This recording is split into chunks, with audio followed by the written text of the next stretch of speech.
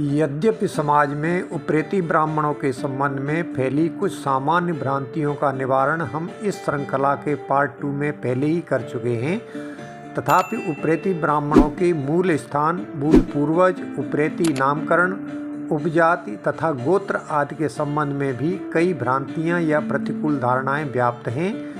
आज हम इन्हीं भ्रांतियों या प्रतिकूल धारणाओं के बारे में बात करेंगे।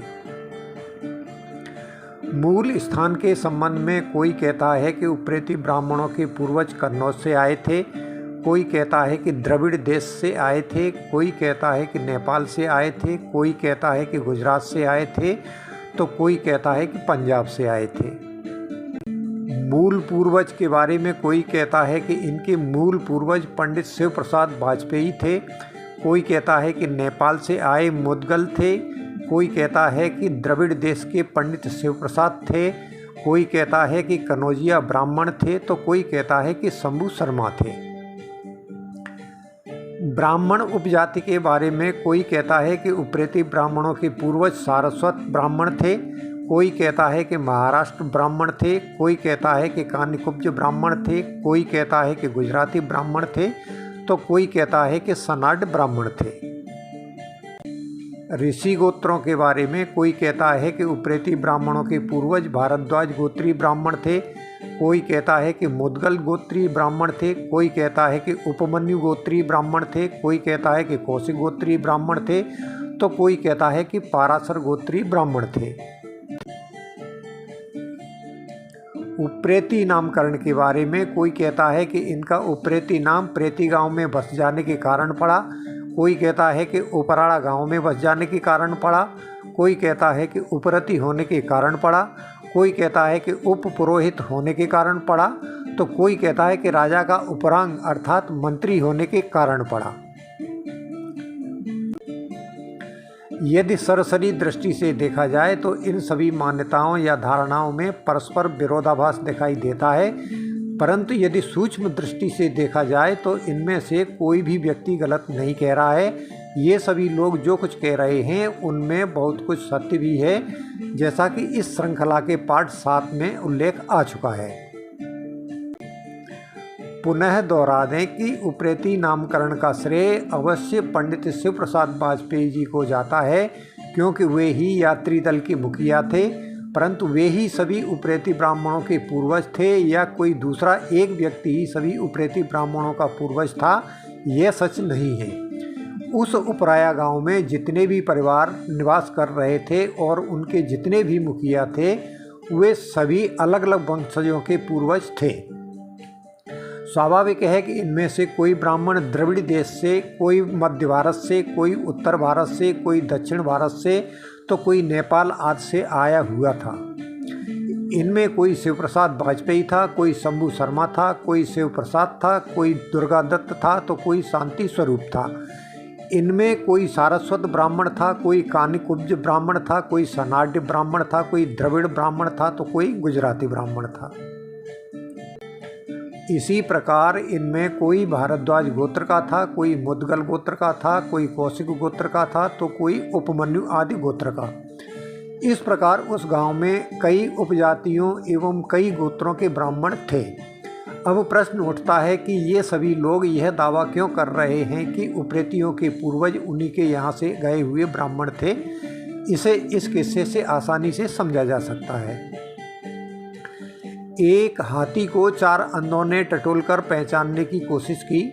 जिसके हाथ हाथी का पैर आया उसने उसे खंबे जैसा कहा, जिसके हाथ उसके कान लगे उसने उसे सूप जैसा कहा, जिसके हाथ उसकी पूंछ लगी उसने उसे झाड़ू जैसा कहा, तथा जिसके हाथ उसका पेट आया उसने उसे कोठी जैसा कहा। अब इनमें से आप किसे सही कहेंगे और किसे गलत? हाथी तो हाथी ही था, परंतु उसको जिसने जैसा अनुभव किया उसने वैसा ही बताते हुए दावा किया। इसमें कुछ गलत भी नहीं था। हाँ, यह कहा जा सकता है कि इन सभी का दृष्टिकोण संकुचित था। इसी प्रकार उप्रेती ब्राह्मणों के संबंध में ये सभी लोग जो कुछ कह रहे हैं वे अपने अपने अनुभव के आधार पर कह रहे हैं, जिसमें बहुत कुछ सच भी है, परंतु वह पूरा सच नहीं है, हाथी की तरह अधूरा सच है। इसमें यह तो सही है कि उप्रेतियों के मूल पूर्वजों में इनके यहाँ से आए हुए व्यक्ति भी सम्मिलित थे, परंतु यह सही नहीं है कि इनके यहाँ से आए हुए व्यक्ति ही सभी उप्रेतियों के मूल पूर्वज थे।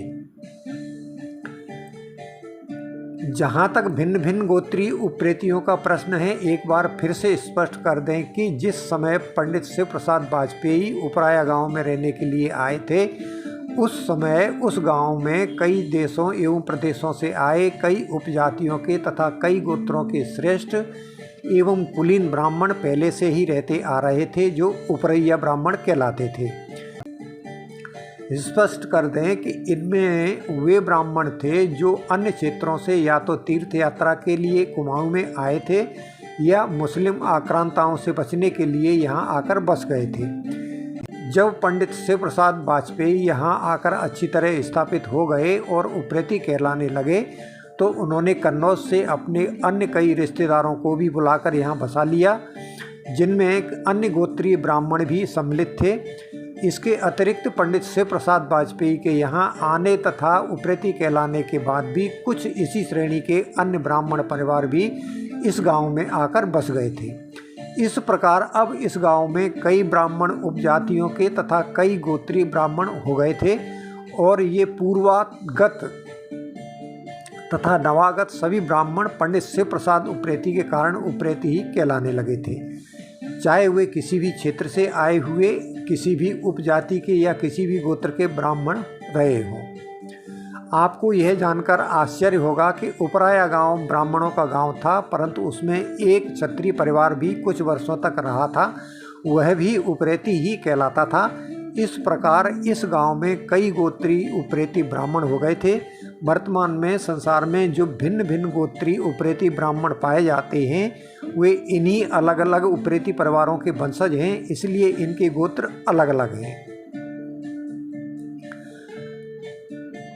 चूँकि उप्रेती ब्राह्मण समूह कई ब्राह्मण उपजातियों से मिलकर बना है, इसलिए इसमें अन्य कुमाऊनी ब्राह्मणों की अपेक्षा सबसे अधिक गोत्रीय ब्राह्मण पाए जाते हैं। यदि सर्वाधिक गोत्रीय उप्रेती ब्राह्मणों की बात करें तो वर्तमान में उत्तर प्रदेश, मध्य प्रदेश तथा राजस्थान के मैदानी क्षेत्रों में सबसे अधिक गोत्रीय उप्रेती ब्राह्मण रह रहे हैं। उत्तराखंड तथा नेपाल आदि में जो उप्रेती रह रहे हैं, उनमें प्रायः भरद्वाज, उपमन्यु तथा मुदगल आदि 3-4 गोत्रीय उप्रेती ही अधिक हैं। इससे इन क्षेत्रों के लोग प्रायः ऐसा समझते हैं कि उप्रेती ब्राह्मणों में केवल यही 3-4 गोत्र हैं। वस्तुतः ये 3-4 गोत्रीय उप्रेती ब्राह्मण उन ब्राह्मणों में से हैं जो या तो चंद्रवंशियों के राज्य में या डोटी राज्य में पहले से ही रह रहे थे, अथवा गंगोली में उपद्रव के कारण गंगोली छोड़कर अन्य राज्यों में चले गए थे और वर्तमान तक वहीं रहते आ रहे हैं। इसी प्रकार नेपाल आदि में निवास कर रहे उप्रेतियों में से कुछ ऐसे हैं जो उस बीभत्स मारकाट से पूर्व ही यहाँ आकर बस गए थे, तथा कुछ ऐसे भी हैं जो इस घटना के बाद नेपाल चले गए थे।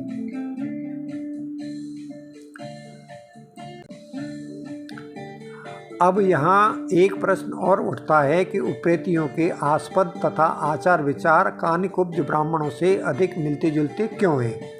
इसका कारण यह है कि वास्तव में जब पंडित शिव प्रसाद वाजपेयी उपराया गांव में रहने के लिए आए थे, उस समय उस गांव में एक परिवार कानिकुब्जों का पहले से ही रह रहा था, और जब पंडित शिव प्रसाद वाजपेयी यहाँ आए थे तो उन अपने साथ जिन 6 ब्राह्मणों को लेकर आए थे वे भी कानिकुब्ज ब्राह्मण ही थे।